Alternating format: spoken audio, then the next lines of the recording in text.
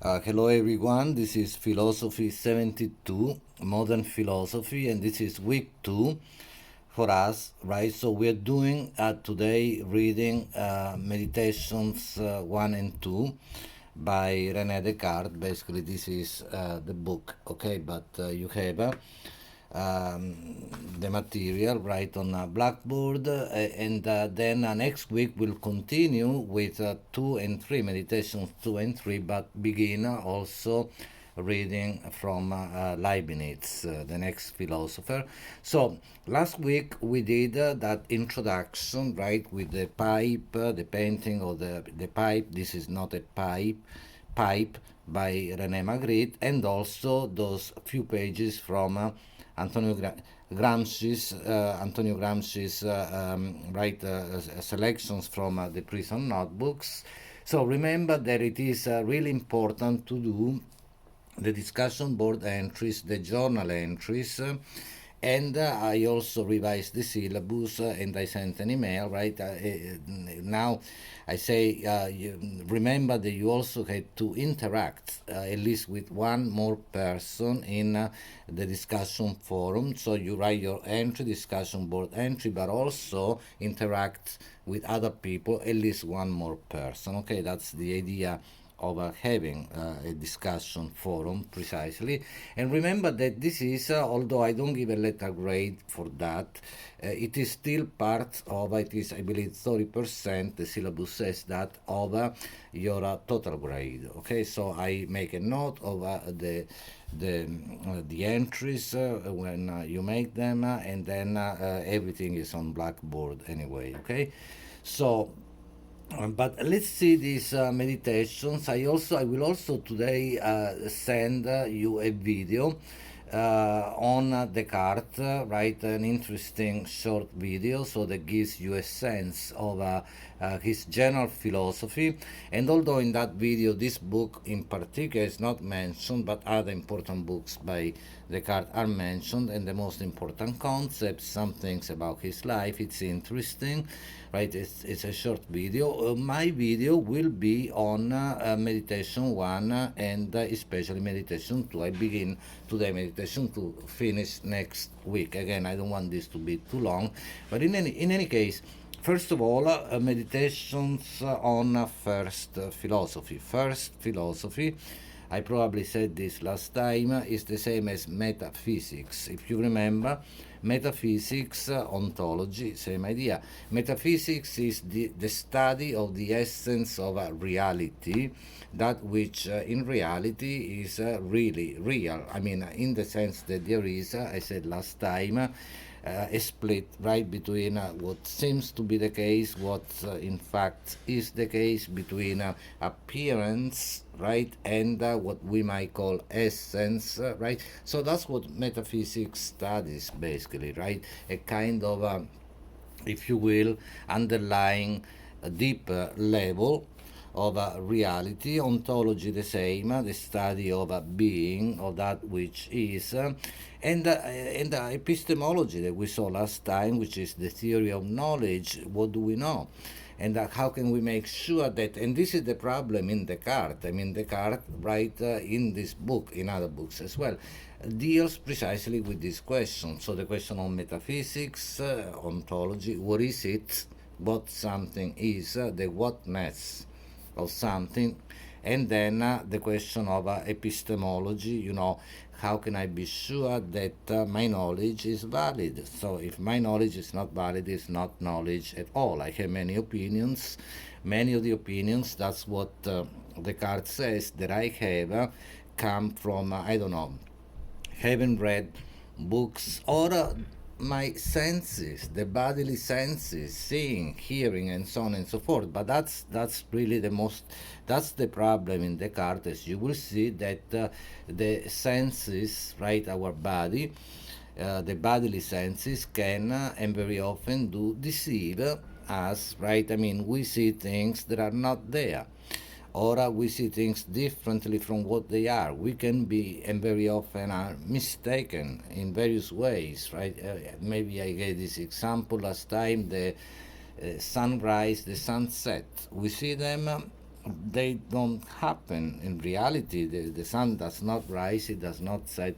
Although, again, although this is false, right, in a sense, it is not completely false. I said last time we can take a photo of the sunrise, put it on Instagram, Facebook, and so on and so forth, write a poem about the sunrise, the sunset, and so on. So, I mean, there is this confusion, and this is the problem in Descartes. How do I distinguish, right, between the true and the false? We are not doing that meditation. That's meditation 4, but that's the problem, okay?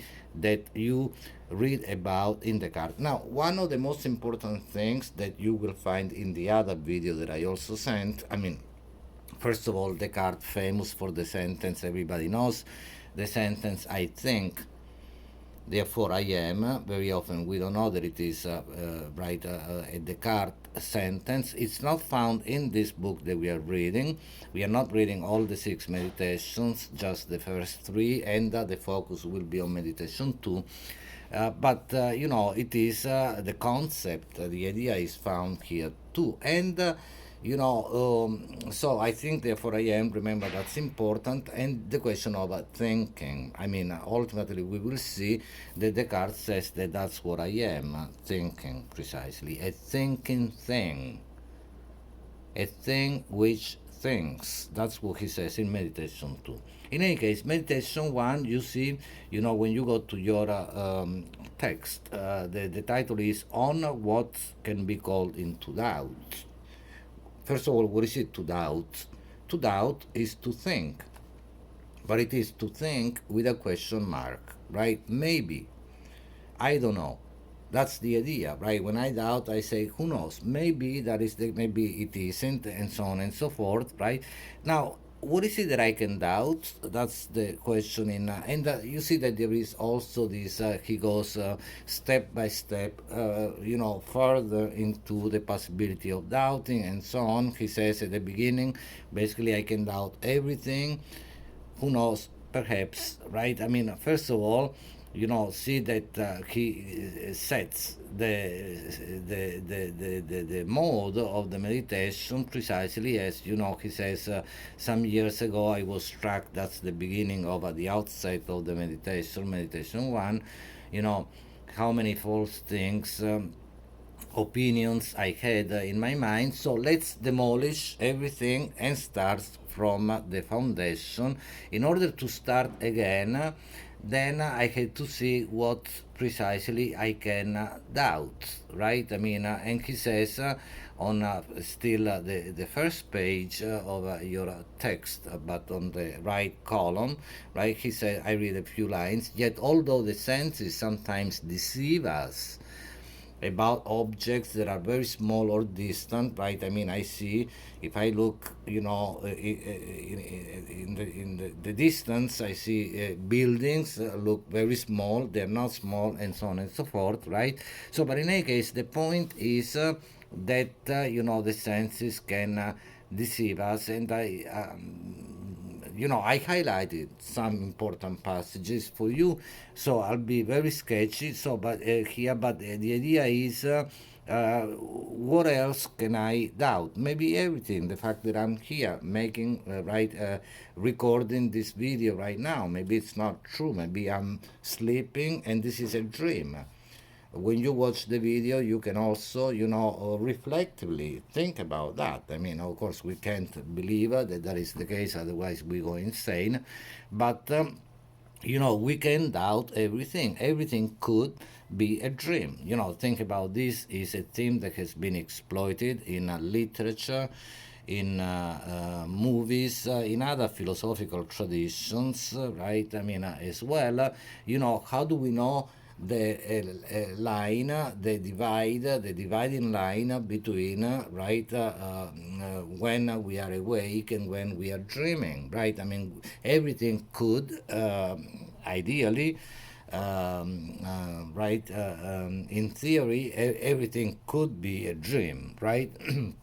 So, maybe this body, right, my hands, my eyes, these are examples you find in Descartes, are really not real, are not true. Maybe, I think that I had these hands, that I had these eyes, but maybe that isn't true. Maybe I'm,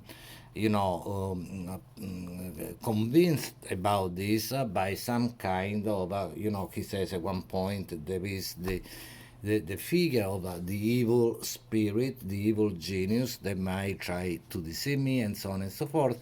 So basically, then we get to the second meditation, right?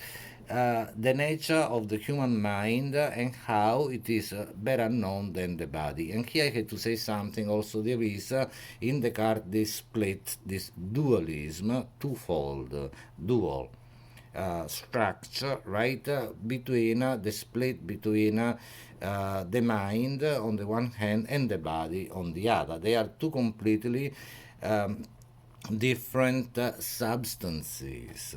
Okay, one substance is precisely the thinking substance, the mind or soul. For Descartes, is the same, and the other is the extended substance, extended in space, taking up space, volume. So, and that is the body. Right. So it's not only in the human context. Everything basically, the book that I hold in my hand, right, is a body, a thing, right, that takes up space, but the idea of the book, right, is a completely different dimension, completely different substance. So I relate to this book in a bodily, material way, physical way. I hold the book in my hand, but when I think about the book, right, then I am relating, my mind is relating to not the book as such, but the idea of the book. Think about what we saw last time in relation to Magritte and the pipe. The pipe that was nowhere to be found. Right? What is this? This is not a pipe, and so we saw that. But also the different levels. Think about the material, the pipe in its material existence, the pipe that I may smoke, and then the image of the pipe which is on on the canvas, the image, the idea of the pipe which is in my mind, the word pipe. I mean, there are different levels of reality. So, in any case, what's important in Descartes is that there is this split, this dualism, okay, between these two substances. And now, then, what you find in meditation 2 is basically the idea that what I am is not the body, the extended substance, but rather the mind or soul, the thinking substance, right? But as you go from, meditation 2 is really fascinating, right? I mean, he begins Descartes by saying, this is on page 4. I will set the top of the left column. I will set aside anything that admits of the slightest doubt, right? Treating it as though I had found it to be completely false. Now, again, what is it that I can doubt? That I'm speaking. Yes, when I speak, try for yourself. Can I think? Right now, I'm speaking, recording this video. Can I also reflectively think, maybe I'm not speaking? Who knows? Am I speaking? Am I not speaking? I don't know. Right? If I eat, I can do the same. Maybe I'm eating, maybe I'm not eating. If I swim, I can say maybe I'm swimming, maybe I'm not swimming. Right? So I can always do that. But then if I do the same with and about thinking, then we have a problem, if you will, which is also the solution to the problem, right? If I think and say, am I thinking? Yeah, I can say that. I can think about that. Am I thinking? Maybe I'm thinking, maybe I'm not thinking. But even when I call that into question, when I call that into doubt, I'm still thinking. Even when I think that maybe I'm not thinking, I'm still thinking, right? So this is what gives then Descartes the solution. There is, let's put it this way, no exit from thinking, because even when I think that maybe I'm not thinking, I'm still thinking. I hope that this is clear. So that is the foundation that he's looking for. That is the proof that I am because I think. If I think, I must be, right? So that's the demonstration, the proof of it, right? So even if someone is trying to, persuade me that I am not even God himself, then Descartes says God would not do it because he is. Right, he's all powerful, of course. I mean, in that tradition, the Christian tradition that Descartes is in, but right, almighty, omnipotent, right? He can do anything. However, he's also supremely good, so he would not deceive me. But an evil spirit, an evil genius, and so on, that who is also very powerful, could try to do so. Okay, but they will not be able to deceive me, mislead me, insofar as I think.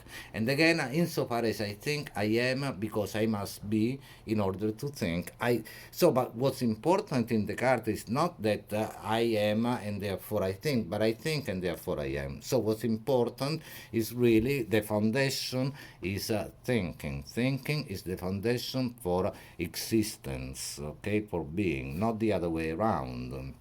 So at this point, and that's a great moment in meditation too, I know that I am that, THAT. That's the thatness of something, right? Existence. I know that I am, but what? What am I? So that and what. These are two important concepts, thatness and whatness. I know that I am, but I don't know what I am. I had to find out what I am because otherwise, and that's a great moment, really one that of the moments I like the most. Otherwise, I could mistake any other thing for myself. I believe you find that on page 4, and probably I use that for either the journal or the discussion board entry that you had to write, right? So. But this, that's the top of the left column of the right column. I'm sorry, on page 4, the second paragraph. But this I that must exist, right? Because now I know that I am, and it's not possible for me not to be insofar as I think, right?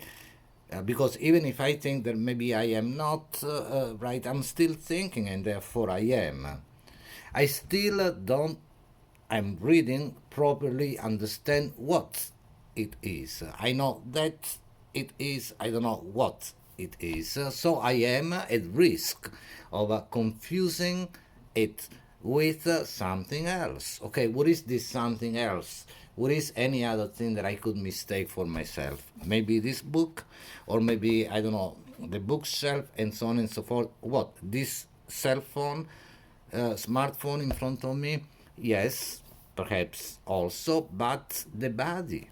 That's what for Descartes, I could mistake for myself. If I think that I am this body that I see, reflected in the mirror, these hands that I see on the screen of the video that I'm recording, then I would be mistaken because this is not what I am. And he goes through that, right? I am not the body, and what defines me is not the ability to have precisely to feed myself, nutrition, other forms of life also, right, feed themselves and then grow and have sense perception and so on and so forth. But what is then specific, peculiar, and exclusive to me as a human being, Descartes would say, right? The word man is used, human being, is thinking. How about thinking? Right on page 5. Maybe, yes, he says, that's, I find what I was looking for. That's what I am at the bottom of the left line of left column of page 5. Strictly speaking, then I am, that's what I am. I already know that I am. What I am, strictly speaking, then I am simply a thing that thinks. A mind or soul or intellect or reason, still I am a real existing thing, right? What kind of thing? I have already answered that. A thinking thing. What does that mean? Why does he say still I am a real existing thing, meaning that the fact that I am a thinking thing, a thing which thinks, doesn't mean that it is unreal, right? Only because it's not made of something, material, physical and so on. That's what Descartes says. It is still a real thing, of course. But now a thing is always made of something, right? Like this book is made of paper and so on and so forth. What is this thing that I am? What is this thinking thing made of? And I finish here. The next time we'll go over the great illustration of the piece of wax and so on. But what is it made of? What is the material making up this thing that I am? Answer, right? Because in an in-person situation, I would try to get the answer from you, but you can see that the answer, this immaterial, because it's immaterial, this immaterial thing, or the immaterial material making up the thing is thought itself. It is a thing, the mind or soul, the thinking thing, the thing which thinks, that's what I am, is entirely made of thought, thinking. Okay, so think about that, and then I will go back to this next time. But for now, let me just double check and see what you had to do. I mean, in terms of the discussion board, right? Entry is precisely right. I mean, Descartes says that the senses can deceive us, and so on. I asked you just a general question. What do you think? Think about this in terms of what I have said today, and next time we will go over this again. And the journal also entry is about, again, similar problems with problems that we find in Descartes. I say give a synopsis also, a summary of Descartes, his second meditation, the first also, right? How does he establish the existence of the self? Because this thinking thing that I am, the mind or soul, is also the self. And remember, the theme of the class is the self, the other, and the world. The self, the I am. And what is it? What is it? I just said that earlier, right? I mean, a thinking thing. So, say how, what are the steps whereby Descartes, demonstrates this, argues for this, establishes this, okay? And I say also touch on the wax illustration and the problem of change, but let me briefly then point this out. I mean, it's a great illustration that you find on again the left column of page 6, right? I mean, how a piece of wax that I hold in my hand changes completely if I move close to the fire. It was hard, then it becomes soft. It was it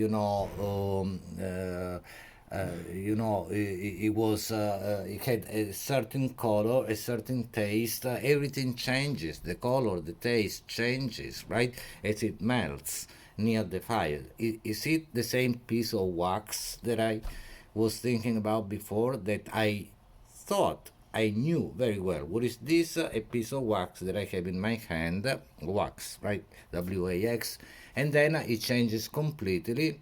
So, is it the same? Yes, the answer is, of course, it is the same piece of wax. It is the same wax, but it looks completely different. Again, you have the question of the split between appearance and essence, between what seems to be the case, what is the case, between what appears, what then actually is, and you had the problem of change.